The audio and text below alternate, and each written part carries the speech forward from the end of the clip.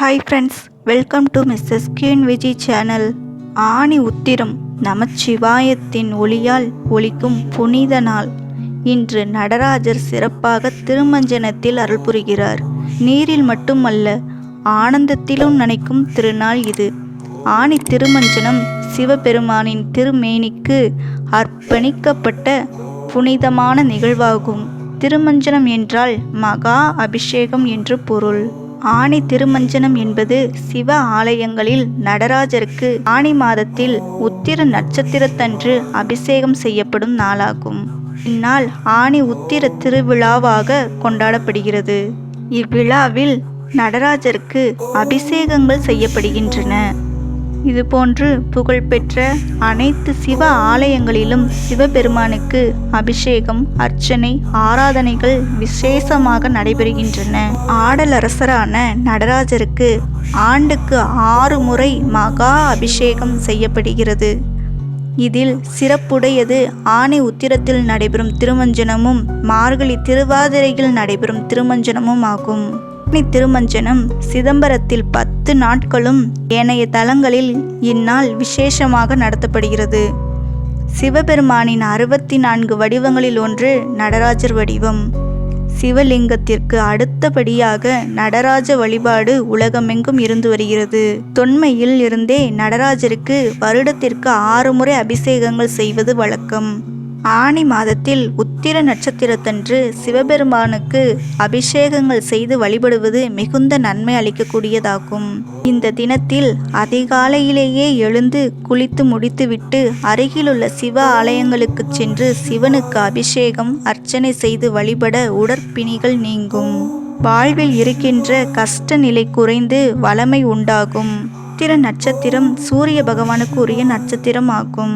ஜாதகத்தில் சூரிய பகவானால் சூரிய தோஷம் பாதிக்கப்பட்டவர்கள் அன்று சூரிய பகவானையும் வணங்கலாம். திருமஞ்சனத்திற்கு மகா அபிஷேகத்திற்கு தேவைப்படும் சிவனுக்கு உகந்த அபிஷேக பொருட்களில் உங்களால் முடிந்ததை வாங்கி கொடுக்கலாம்.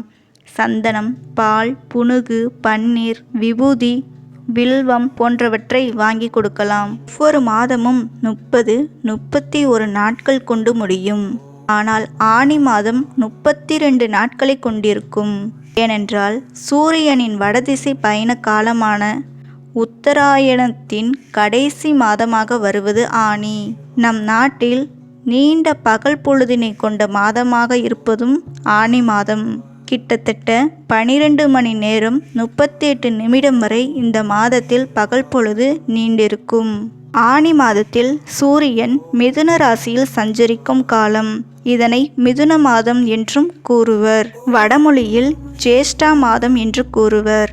ஜேஷ்டா என்றால் மூத்த அல்லது பெரிய என்று பொருள். மிதுன ராசியானது அளவில் சற்று பெரிய ராசி என்பதால் இதனை கடக்க சூரியனுக்கு கூடுதல் நேரம் தேவைப்படுகிறது. இதன் காரணமாகவே இந்த மாதத்தில் பகல் பொழுதின் அளவும் அதிகரிக்கிறது. பொன்னம்பலமான சிதம்பரத்தில் 10 நாட்கள் ஆனி உத்திர திருவிழா நடைபெறும். இங்குள்ள ஆயிரங்கால் மண்டபத்தில் அதிகாலையில் அபிஷேகம் நடைபெறும். நடராஜரும் சிவகாமி அம்பாளும் ஆனந்த நடனம் செய்தபடியே எழுந்தருள்வர். இன்றைய ஆனி உத்திர தினத்தன்று கூத்தபிரானை கும்பிட்டு சிவபுராணம் படித்தால் மிகவும் சீரும் சிறப்புடன் வாழ்க்கை அமையும்.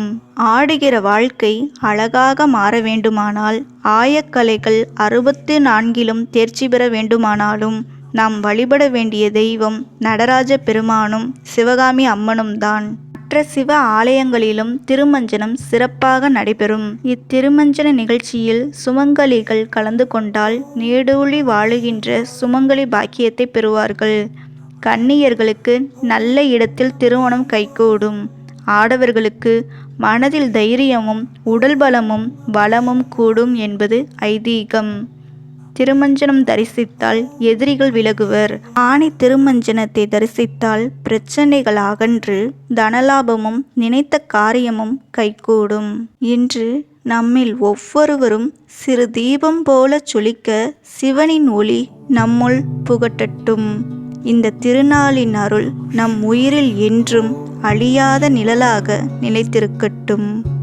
ஓகே ஃப்ரெண்ட்ஸ், இந்த வீடியோ உங்களுக்கு பிடித்திருந்தால் ஒரு லைக் உங்கள் பக்தியை காட்டும்.